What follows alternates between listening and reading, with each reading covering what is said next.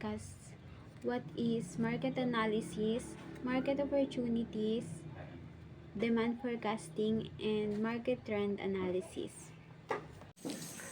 Market analysis. Ano ba yung market analysis? Ang market analysis is pag-aaral kung paano patakbuhin ang isang negosyo. Dito is sinusuri kung sino yung mamimili sa'yo at kung sino yung mga nangangailangan ng mga produkto mo. At dito nakikita mo rin yung magiging kalaban mo o yung competitors mo. Ginawa ito para malaman kung yung produkto mo is pumapatok ba sa merkado o hindi. For example, sa customer needs, dapat alam mo kung mahilig ba yung mga taong yun sa matatamis na mga inumin at kung yung sa lugar ba na pagtatayan mo ng isang negosyo is malapit ba sa school o maraming estudyante o may opisina, parang ganon. Market analysis involves several steps from defining objectives to evaluating business opportunities based on collected data. We have collect market data, define the purpose of the analysis, analyze trends and patterns, identify the target market, and evaluating competitors and opportunities. Target market. Ano nga ba yung target market? Ang target market is, ito yung mga particular na grupo ng mga tao na possible na bumili sa iyong produkto. Sa halip na ibenta mo siya sa lahat ng tao, is mapipili mo na lang kung sino talaga nangangailangan sa iyong produkto.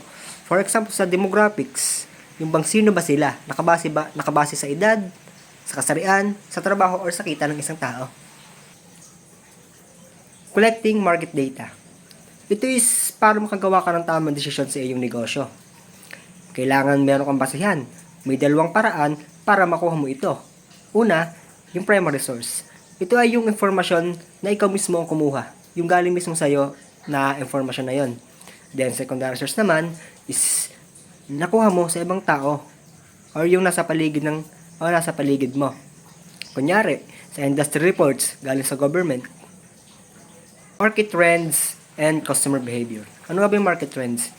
Ang market trends, ito yung uso sa merkado. Halimbawa, ang paglipat ng mga tao mula sa physical store tungo sa online shopping. Tapos yun namang customer behavior, ito yung pag-aaral kung bakit ba bumibili ang mga tao ng mga produkto na yon, kung bakit mas pinipili nila yung brand A kaysa sa brand B. Parang ganun. Comparators analysis. Ano ba yung comparators analysis? Ito is yung para makilala mo o para mapag-aralan mo yung kalaban mo sa negosyo o yung competitors mo. Sa ganitong paraan, makikita mo kung sila malakas, kung sila mahina. Ito'y hindi ginawa para manggaya, bagkos para makahanap pa ng unique value na ikaw lang ang meron sa iyong negosyo na wala sa kanila. And next is identifying market opportunities and success. Market analysis helps businesses discover new opportunities to explore while identifying challenges that need to be addressed for success. Dito naman is yung gathering of data, evaluating, including the customer, sino ba yung customer natin, yung competitors natin, ano ba yung trends, and also the industry condition. By doing this, a business can uncover the untapped needs or gaps. Imagine, this hands is our business. Then, nagkaroon siya ng space in between. Imagine nyo na yung space na yan is yan yung gap na kailangan nating i-address sa mga existing product or services natin. With that, nagkakaroon tayo ng bagong opportunities at mas nakikita natin yung potential obstacle ng ating business. Yung mga challenges na pwedeng makahadlang sa success ng ating company or businesses. Now, let's talk about what is market opportunity.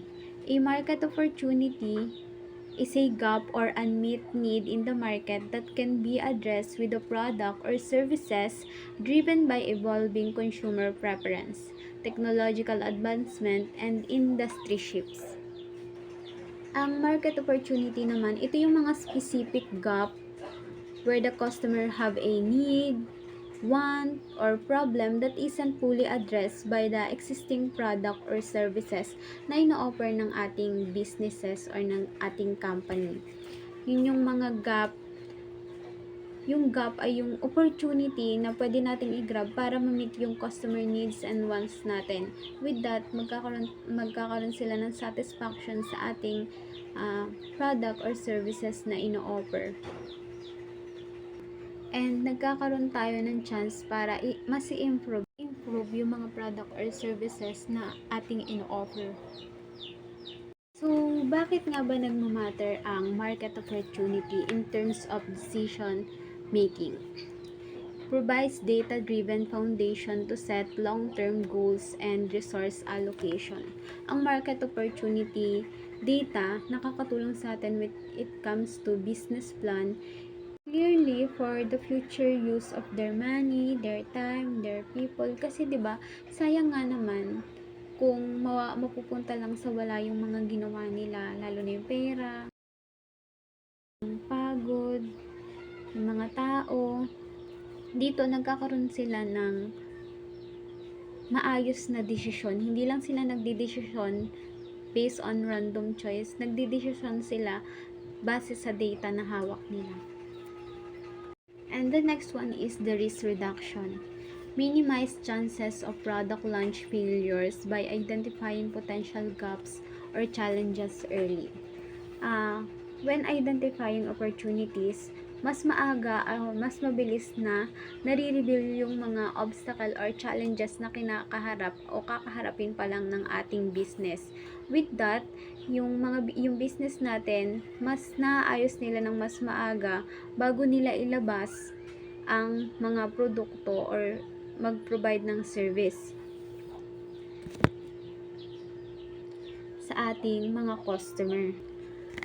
Cutting down the chances of wasting resources on a product na hindi naman mag-work or magkukos lang ng losses sa ating business.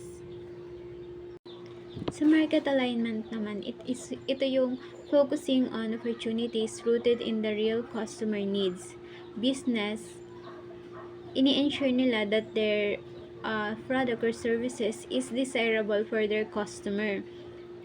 That making their customer more likely to buy and recommend their product or services to other people. Halimbawa, ang target market mo is mga kabataan, mga millennial, Gen Z, ganyan. 'Di ba? Dapat yung mga product or services na ino-offer mo is align sa kung ano yung gusto nila. At na-address mo na yung gap ng business mo, na-ensure mo pa na yung ino-offer mo is naka-align sa target customer mo. Demand forecasting. Demand forecasting refers to the process of predicting the quality of goods service that will be demanded by consumers at the future point and the time. The, the demand forecasting is the process of predicting how many products people will buy in the future. Businesses use this to avoid running out of stocks and prevent wasting products. First was time series analysis. Examines pattern over time to predict future demands. These methods look like at past sales data over time to see pattern. For example, was a clothing store sells more jacket during the rainy season, or a school supply store sells more notebooks at start of the school year. Second was regression analysis. Explores relationships between variables, economics, conditions, and sales. This method checks how different factors affect sales such as price or weather. For example, sales increase when items are on the sale or discounted. Or cold drinks sales more on hot days. Third was predictive modeling uses a statistical and machine learning technique to forecast outcome. This method uses data and computer tools to predict future demand. For example, was online shopping apps recommended item based on their purchase. Food delivery apps predict peaks are and prepare more riders. Ang market trend analysis ay pag-aaral sa buying behavior ng consumer at sa pagbabago sa market or pag-shift. Bakit natin ito ginagawa? It is for us to know kung mag-i-innovate ba tayo and for us to understand the change in market and para ma-predict yung mga future trends. Kapag nag-a-analyze tayo ng market trends, hindi lang tayo dapat nakatingin sa benta, dapat sinusuri natin ang pagbabago sa consumer behavior, industry developments, technological advancements, at regulatory environments. Sa consumer behavior, titingnan natin yung kung paano nagbabago ang panlasa ng mga mamimili. Kung sa fashion, kung mas gusto ba nila ng skinny jeans or loose. At sa industry developments ay kung ano yung mga bagong galaw sa loob ng industry.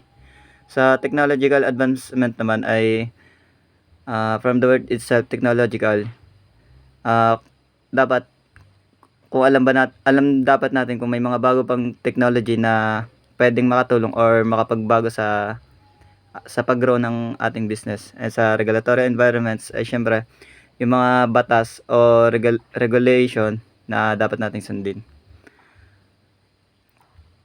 It is important for us to know kung yung iba't ibang trends sa market. First one is emerging trends. Ito ang mga bagong sikat o nagsisimulang umusbong gaya ng paglipat ng mga tao sa sustainable products.